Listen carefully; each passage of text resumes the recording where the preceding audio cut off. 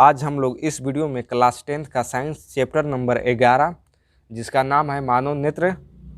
इस चैप्टर में जितना भी न्यूमेरिकल है आज हम लोग इस वीडियो में सॉल्व करेंगे, लेकिन उससे पहले हम लोग कुछ बेसिक को पढ़ लेते हैं। सबसे पहले आप निकट दृष्टि दोष पढ़े होंगे, उसके बारे में आप जानते होंगे, लेकिन फिर भी हम आपको कुछ इसके बारे में बता देते हैं। निकट दृष्टि दोष होता क्या है? निकट दृष्टि दोष में निकट के वस्तु साफ साफ दिखाई देता है, लेकिन जो दूर के वस्तु होता है वो साफ साफ दिखाई नहीं देता है।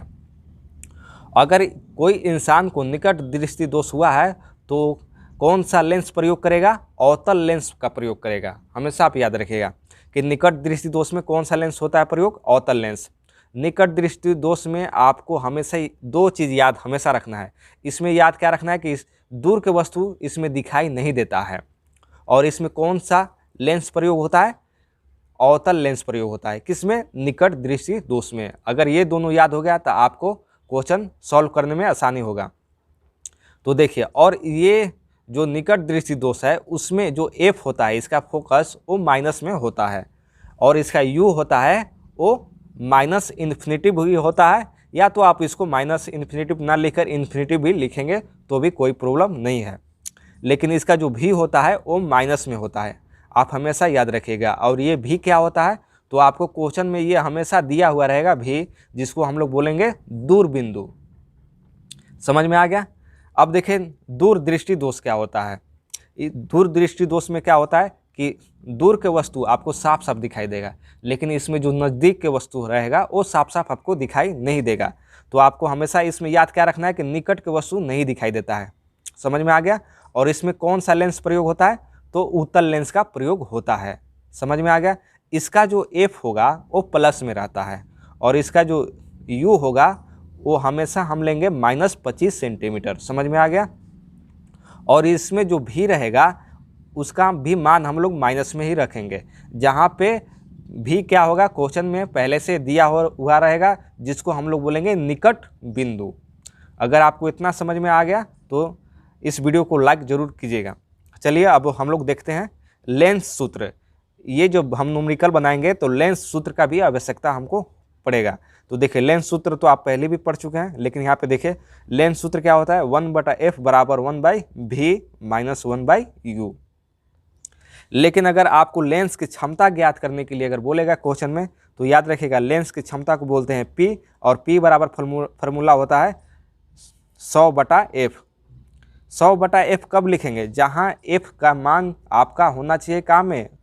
सेंटीमीटर में। अगर क्वेश्चन में f का मान सेंटीमीटर में है तो आप ये फार्मूला रख कर बनाइएगा। ये फार्मूला हम रखेंगे और बनाएंगे कब? जब f का मान सेंटीमीटर में हो तब।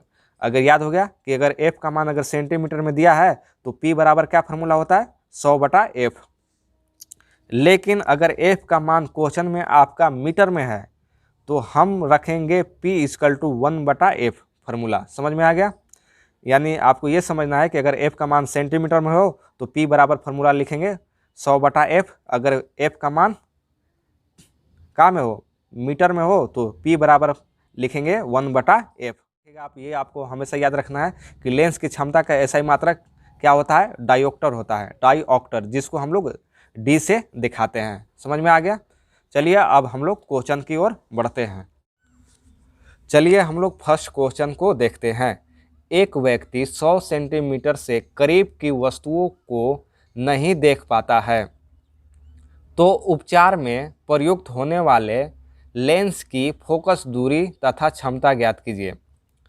तो देखिए ये सवाल हमको बनाने से पहले ये हमको जानना बहुत ज़रूरी है कि ये जो व्यक्ति है इसको कौन सा दृष्टि दोष हुआ है, निकट दृष्टि दोष है या तो दूर दृष्टि दोष है। अगर ये मालूम हो जाएगा तो ये न्यूमेरिकल बहुत आसानी से सॉल्व हो जाएगा।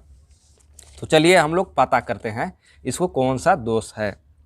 तो सबसे पहले हम लोग एक व्यक्ति को बना लेते हैं। मान लीजिए कि ये देखिए ये एक व्यक्ति है, ये आँख है और ये मुँह है। तो ये अपने आँख से क्या कर दे रहा है कि 100 सेंटीमीटर, मान लीजिए कि यहाँ पे 100 सेंटीमीटर दूर एक वस्तु रखा गया है। तो ये 100 सेंटीमीटर ये जो वस्तु है इसके क्या कर रहा है? करीब वाला नहीं देख पा रहा है। ये जो इसके जो करीब के वस्तु है ना, इधर ये नहीं देख पा रहा है, जबकि ये दूर के वस्तु को क्या कर दे रहा है? 100 सेंटीमीटर दूर के वस्तु को देख ले रहा है, नहीं तो जब ये 100 सेंटीमीटर दूर के वस्तु को देख रहा है जबकि नज़दीक के वस्तु को ये नहीं देख पा रहा है, तो ये व्यक्ति को कौन सा दोष हुआ है? दूरदृष्टि दोष हुआ है, क्योंकि दूर के वस्तु साफ साफ दिखाई दे, देखिए दूर के वस्तु साफ साफ दिखाई दे लेकिन नज़दीक के वस्तु साफ साफ दिखाई नहीं दे तो उसको क्या बोलते हैं? दूरदृष्टि दोष। यहाँ पे देखें निकट की वस्तु नहीं दिखाई देता है, इसमें देखिए 100 सेंटीमीटर की जो निकट वस्तु है, 100 सेंटीमीटर की जो निकट की वस्तु है उसको क्या कर रहा है? साफ साफ नहीं दिख रहा है। यहाँ पे देखिए निकट की वस्तु साफ साफ नहीं दिखाई देता है, किस में नहीं दिखाई देता है? दूरदृष्टि दोष में नहीं दिखाई देता है। समझ में आ गया? तो इस व्यक्ति को क्या हुआ है? दूरदृष्टि दोष हुआ है। समझ में आ गया? ये दूरदृष्टि जब हुआ है तो इसको देखिए, अब समझ में आ गया तो आसानी से बन जाएगा। इसमें देखिए दूरदृष्टि दोष में क्या होता है? यू कितना रखेंगे हम? यू बराबर रखेंगे -25 सेंटीमीटर्स। यहाँ पे देखिए, तो यहाँ पे लिखेंगे यू बराबर -25 सेंटीमीटर। चलिए, और इसका भी बराबर कितना रखेंगे? माइनस तो लेंगे ही, देखिए यहाँ से, और देखिए ये भी होता है। भी कैसे है? क्योंकि देखिए एक नॉर्मल आँख के भी निकट जो बिंदु होता है वो 25 सेंटीमीटर होता है, लेकिन इसका देखिए निकट बिंदु कितना है? 100 सेंटीमीटर। ये आप हमेशा याद रखिएगा, ये जो क्वेश्चन में दिया रहेगा वो हमेशा भी रहेगा। अगर ऐसे नहीं समझ में आएगा तो यहाँ याद रखिएगा कि क्वेश्चन में जो दिया रहता है वो भी रहता है। तो यहाँ पे भी बराबर कितना लिख लेंगे? 100 सेंटीमीटर। समझ में आ गया? तो इसमें क्या क्या निकालना है? फोकस दूरी। फोकस दूरी को क्या बोलते हैं? एफ निकालना है, एफ निकालेंगे। और क्या निकालना है? लेंस की क्षमता निकालना है। क्षमता को क्या बोलते हैं? पी। तो हमको एफ और पी चाहिए। तो चलिए अब हम इसको आगे सॉल्व करते हैं। तो देखिए एफ निकालने के लिए हमें लेंस फार्मूला यूज करना पड़ेगा, लेंस सूत्र। तो यहाँ पे लिखेंगे लेंस सूत्र से, लेंस सूत्र क्या है? 1/f बराबर 1/v माइनस 1/u। तो 1/f बराबर 1/v कितना आपका है? -100। फिर माइनस, अब आपका u कितना है? -25।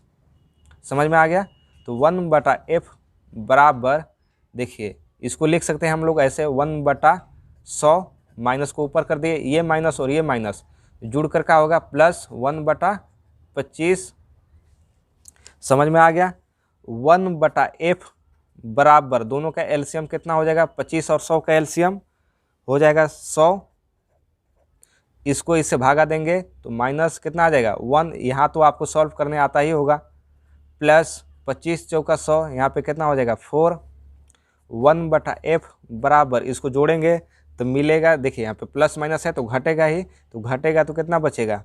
प्लस का 3 बचेगा। समझ में आ गया? और बटा यहाँ पे 100 बचेगा। अब क्रॉस मल्टीप्लाई कर देंगे यहाँ पे तो क्या हो जाएगा? 3f बराबर, इसको इससे गुना कर देंगे तो हो जाएगा 100। तो f बराबर कितना हो जाएगा? 100/3। अब ये देखिए f यहाँ पे देखिए सब सेंटीमीटर में है, इसलिए ये भी हो जाएगा सेंटीमीटर, यानी 100/3 सेंटीमीटर f निकला। अगर इसको काटना होगा तो आप काट सकते हैं, नहीं तो यहाँ भी छोड़ सकते हैं। उसके बाद आपको क्या निकालना है? देखिए p निकालना है। तो p का क्या फार्मूला होता है? p बराबर, देखिए p बराबर फार्मूला होता है, p बराबर 2 फार्मूला होता है। देखिए यहाँ पे जब आपका सेंटीमीटर में रहे, देखिए जब f आपको सेंटीमीटर में मिले तो p बराबर फार्मूला होता है 100/f। समझ में आ गया? जहाँ f का होता है, f सेंटीमीटर में हो, जब सेंटीमीटर में f हो तो 100/f लेंगे। तो देखिए अब यहाँ से p बराबर 100, f कितना है आपका? 100/3 है, तो p बराबर 100।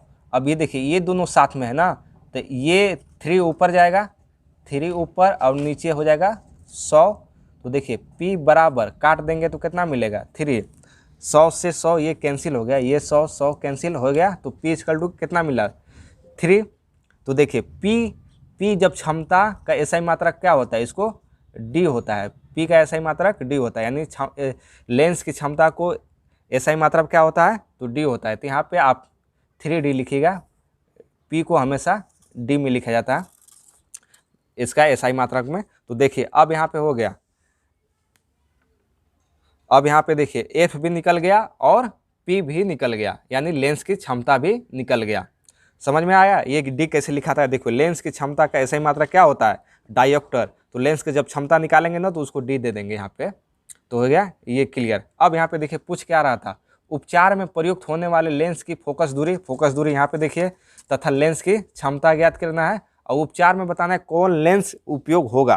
तो देखिए यहाँ पे लिखेंगे उपचार में, देखिए उपचार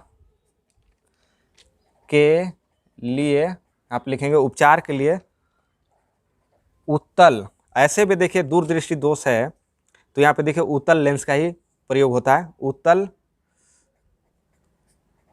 लेंस का प्रयोग किया जाएगा। समझ में आ गया? अब यहाँ पे देखिए फोकस दूरी यहाँ पे निकल गया, फोकस कितना है, फोकस ऐसे लिखना है तो लिख लीजिए, फोकस दूरी लिखेंगे 100/3, 100/3। अब यहाँ पे देखिए क्षमता